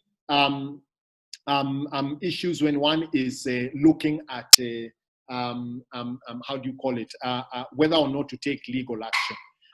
One very important is the quantum. All right, what amount are you looking at? Materiality, and I honor the fact that I'm speaking to entrepreneurs, so I don't want to be dismissive and say that, oh, Kendi, that 50,000 yoni pesa kidogo, in 3 years you'll be making that in a day, so forget about it. But no, that's your reality, so you can't ignore it. So but I think there is a quantum where maybe it may not be make the sense to actually go and make a claim for it. And I think each business needs to have that, saying we have a threshold where we stop at writing the letter, we don't go to actually filing a case in court. So the question of materiality, how much is it as far as it goes? Secondly, is a question of time, because by law, there is what we call a limitation period. So if you don't sue within a certain time, almost like your case or your right of action abates. It's a big legal word, but it basically means you're no longer able to do so. So for contracts, for example, the provision is 6 years. That if after 6 years you have not taken action to enforce the contract, then you are time barred. If you went to court, you're told, no, sorry, 6 years have passed, you can't actually do it. So it's absolutely critical for one to know, when I'm still discussing, do I have timeline in between? Do I have time? So if it's a material matter enough for me to go to court and it doesn't look like we'll resolve, I'd rather file the matter in court and put it on hold, all right, while as we negotiate. Because even when you file a matter in court, it doesn't mean you stop negotiating. You can be talking while in court and then go back to the court and tell the court we've agreed to settle, and record a consent before the court and say, this is how we have agreed to settle before the court. A third area where one needs to consider in terms of litigation is the question of your reputation as a business. So for example, if a customer comes to say, I'm running a food place, let's call it, because Manji is here, let's call it MFC, Manji Fried Chicken, all right? And a customer comes, and that customer comes and parks in the wrong place, and they keep doing that. Do I want to be the eating joint that takes its customers to court? I mean, of course, there are those customers that you really just have to. I mean, somebody comes and breaks all your windows and that kind of thing. But there are some inconveniences that businesses take. It's kind of like politicians. If a politician went suing each and everybody who spoke badly about them, their career in politics would be over, because they'd be just chasing that. So businesses need to take a view. Where are the things we can absorb and we don't have to sue? And where are the ones that we actually have to sue? A fourth one, and this is very important, is it may not be a question of the value in terms of materiality, but what is the impact of business? Now, let's take example, Manji's logo at the back there. You have FluidTech, all right? Now, if somebody comes and sets up an entity with the exact same name, but just removes the L and says FluidTech, all right? And is in the exact same business that Ronnie is in, there is a legitimate expectation there that you will lose business, because people will say, oh, you guys are the ones who are called FluidTech. So by the time that conversation is happening, whether you have an L or no L, you've lost a customer or two along the way. So sometimes businesses take enforcement action to protect their future prospects and say, I am going to protect myself here. And you'll see it, like, for example, in the mobile world, where you had, I don't know whether you remember, there was a point where you had Nokia phones, and then there were Nokia phones. You might remember those kind of phones. So these guys may not even be selling even a quarter, 1/3. They're not even selling maybe even 1% of my value, but I don't want my brand diluted, so I intervene there. Wow, thank you. Thank you. You just answered all this so well and so in depth. Thank you so much for that, Kimathi. There's two more questions. One is in the Q&A section, and the question is, please discuss employment law with respect to COVID layoffs. If I am unable to sustain the salaries as they currently stand, what are my options while avoiding potential legal action from the employees? Sorry for the vague phrasing, but I have seen a few court cases in the media, and I'm not sure if I would be opening myself up for the same. Yeah, so thank you for this question. I think we have something on employment law. I think maybe coming up later on, but Kimathi can still be able to answer this question. So there's also another question from Kendi. I will allow her to actually ask it herself. It's a very good question in terms of taxes. And yeah, so everyone else, also very curious to hear about where are you in the entrepreneurship space? Doesn't have to be a question, just be a comment. We want to get a feel of how are things for you, what's happening, what are your concerns, what are the areas that you might like to hear about, even if not today, moving forward. Guys, don't be shy. I know a lot of you guys here. Please don't be shy. I want to see who I should. Yeah, Jared, Mokami, Julie, Pamela, Wanja, just some of the people that I'm mentioning, I know. So just feel free to put in your just to share where you are right now if you're in the entrepreneurship space. Have you started out? Have you not started out? Yeah, what would you like us to address in that? Yeah, just really moving forward. So yeah, so Kendi. I have a tax-related question, especially since I'm in the construction industry. So if one builds an apartment for sale and spends, say, about 30 million as the construction cost, should I pay tax on the profit gained for each apartment each year, or should the tax be paid at the end once all apartments have been sold?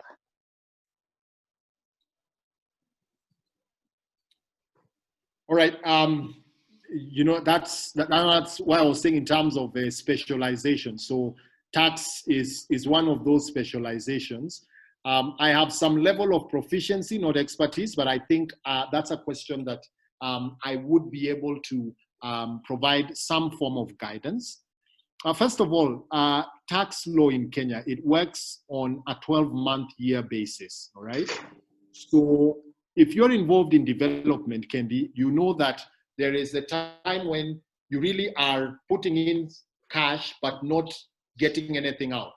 You're buying raw material, you're purchasing, you're paying people on a daily basis, you are getting all the licenses for NEMA and that kind of thing. Now that goes into that year's books, all right? These are expenses we have incurred in that year, all right? And therefore, this is a kind of a tax return that I'm looking at the end of the year. Now, even when you make a loss in year one, I think Kenyan law allows you to carry that loss for 5 years. So the fact that you've made a loss in year one, it can be set off against profits in subsequent years, all right? Now, that in a sense answers your question, because when you get to year 3, you've constructed your villas.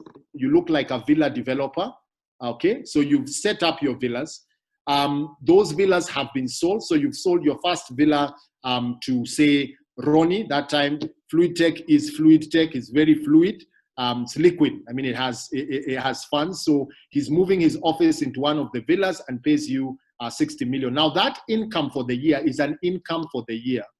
But remember, you have losses that you've carried over the past years. So that profit recognized in that year can actually be reduced by the loss that you had made in previous years. So you don't narrow down to the villa and say, I put this amount of sand and these stones on this villa, therefore this is my calculation. No, you actually look at it as a continuum. It's a project.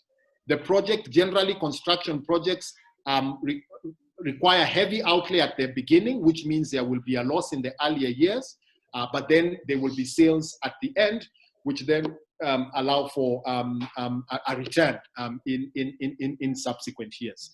I know, in addition to that, Kendi, the developers sometimes at the tail end of developments take units for themselves and then sell them after that. Now, for those ones, there's a slightly different treatment, because once you've registered it in your name, it's now like an asset.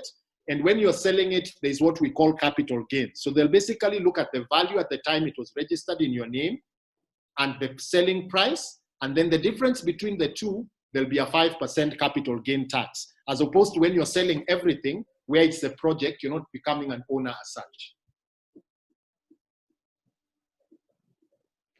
Yeah. Now, there was the question about employment, and rightly, like you say, that's something we'll cover later, but allow me just to respond quickly. When I say later, it will be at a subsequent webinar, hopefully in the next 2 weeks, about employment and specifically about layoffs during COVID times. There are the key principles. And even the employment court has realized that these are unique times. You can't require an employer to retain employees that it cannot afford. So the law looks at how well have you complied with what is required. For example, when you're realizing you're getting to a point of inability to pay, have you sat with employees, communicated this, and said, we are now getting into difficult times. We are facing headwinds. We will not be able to pay salaries come the end of this month, all right? Now, that means that we then need to agree what we will do. These are the options. You could go on half salary, or we could send everybody off on unpaid leave, or we can keep 2 people on full salary and let everybody else go.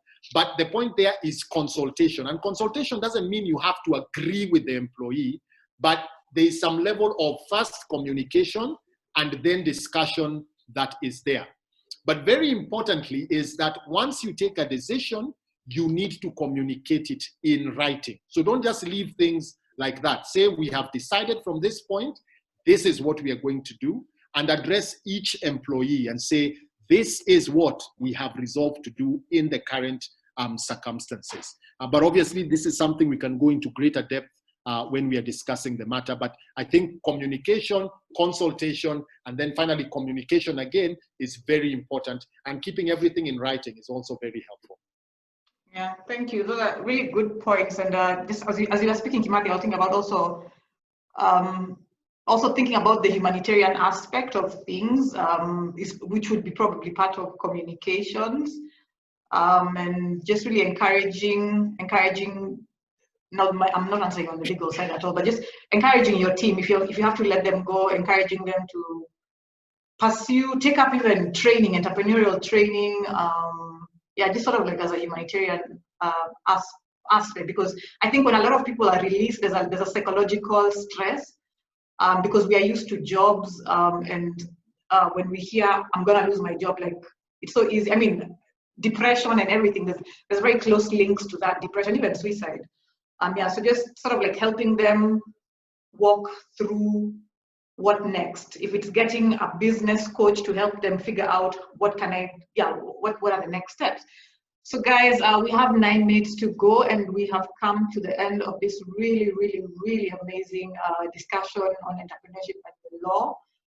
Kimathi, you've been amazing and astounding, and I feel like I've been in university. Like I feel after this, I'm gonna go offer legal services and speak a lot of big words. And yeah, we're very happy to be joined by you, Kendi and Manji, and just all them telling us about all the amazing things you're doing. I have so much respect for you guys. You're the Steve Jobses and the Martha Stewarts of this time and this continent. So I really celebrate you, and I appreciate you for your presence. I think there's one, okay, I think you've answered this one about the employment law. I see in the chat, Pamela says, thank you so much. Pamela says, thank you very much for holding such a panel. We really appreciate getting such generous free information, very educative and enlightening. I feel confident in venturing in business once more. That's great, Pamela. Julie says, my biggest question was on contracts and has been adequately covered. So this definitely has been very informative. Kudos, panelists, especially the construction of legalese. Thank you so much. Julie Wamboi says, I'm unfortunately a very unambitious entrepreneur. If I have extra farm produce, I might sell it to a friend. I sell my professional services as a consultant, but never actually hire staff and that kind of thing. I am inspired by the young people on the panel, but not sure I want to grow beyond a certain size. Thanks to all of you for the great session. That's absolutely okay, Julie. And then Jared Ontita asks, for how long can you have a company registered and being dormant? So yeah, so that's probably, I guess the rest were comments. And then, so this is probably the last question Kimathi is going to answer before we leave. But also, I just want to also bring out that I see a lot of colleagues in the human rights space over here, and people who are doing important things like Pamela, the kind of thing that you've been doing in peace building around the country, Jared, Dontita, the kind of things you've been doing in the informal settlements, even in this COVID time, in terms of trying to connecting corporates and the people in need. So, one challenge that I see is that we are not structured as a group. We're not structured. Creatives, we are not structured. When I say structured, I mean we don't have the business. We don't have the business systems. We don't have the institutions.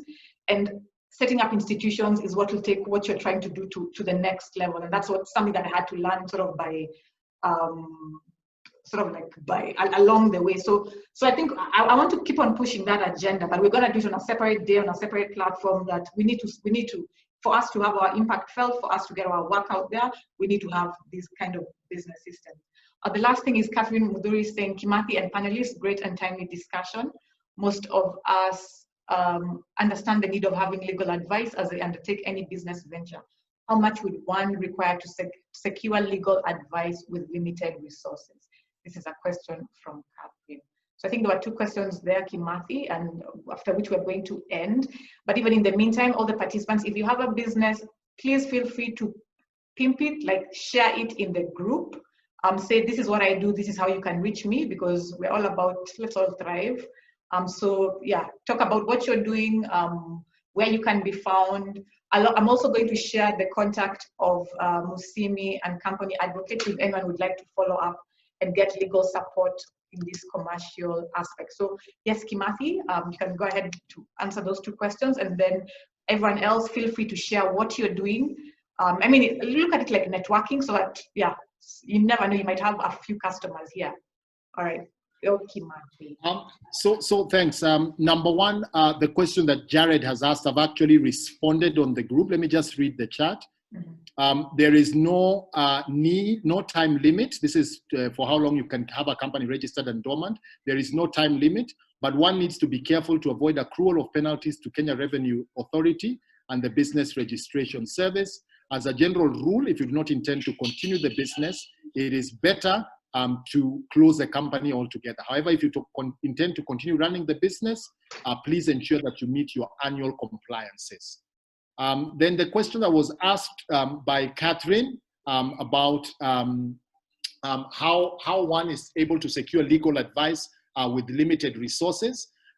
This is part of it. I mean, this is, I guess, our way of saying that we realize that our service may not reach everybody, but through this kind of engagements, by just keeping in touch with us, you'll actually see some of this. And you could go to our YouTube channel. We have a few videos that we've put up there, which you can check out and see a few things. It's general law, so there are matters there to do with adoption, succession, but there are also matters to do with business law. Yeah, there should be. So you can actually check out there. But I think, how does one get legal service with limited resources? I think start by planning and say, this is what I can get at this point, what I can afford at this point, and then talk and see what is the best thing that I can, what is the best I can get with this. Generally, a retainer relationship works well for both parties because the lawyer has an expectation of some income that has been negotiated. The client knows that when they need legal support, there's a lawyer that they can contact. So to my mind, even with limited resources, one should consider, should I get a retainer for a business to have a lawyer? Of course, the other option is to have ad hoc, but to pre-negotiate the rates and say, I'll pay this amount anytime I send you a contract. I'll pay this amount for your annual returns. I think just be clear. And my prayer is that you will certainly find that you will find a lawyer who will be able to support you in that way. As a way of feedback, I know that one of the things we talked about for future perspective is maybe trying to get law for startups or law for entrepreneurs. Maybe that's something that we can work on together. Now, Kengwa, Kendi, and Ronnie Manji are experts. Maybe they can be the ones who are giving that course now that they know quite a bit. Thank you, Kimathi. So I've shared the contacts of Musyimi and Company Advocates. If anyone would like to follow up on that, on this discussion, if you'd like to get legal services, but yeah, if you'd like to get legal services. I've also shared the contacts, the website of FluidTech. Kendi, maybe you could share the website of Everything Construction. I don't seem to find it. Yeah, and so just let's keep in touch, all of us, guys. I think guys are shy or something. They don't want to talk about what they're doing today, but it's all right.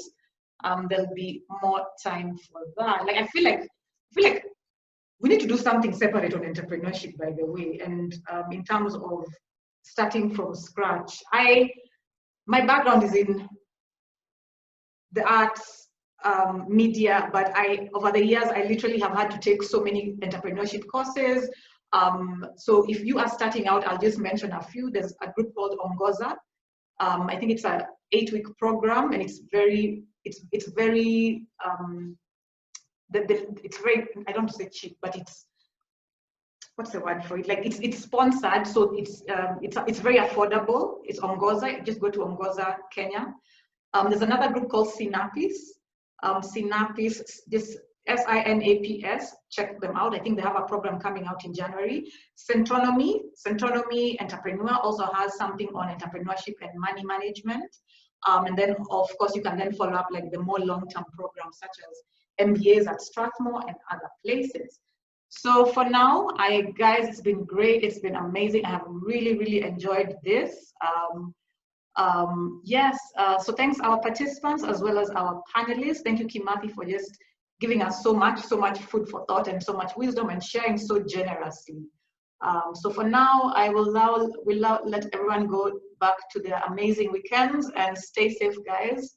And we'll be in touch. All right, bye. Bye, guys. Take care. All right, and if you need IT support, look for Manji. If you're in the construction space, look for Kendi. Yeah. And if you need, if you're starting out in entrepreneurship, you're thinking of starting out, if you need an ear to sort of like talk to, I've attended a lot of programs, but I'm not an expert, but I'd be happy to help. So you can just talk to me personally. I guess if you're here, you maybe have my contact. All right, guys. Thank you once more and have a great weekend. All right. See you. Cheers. You too.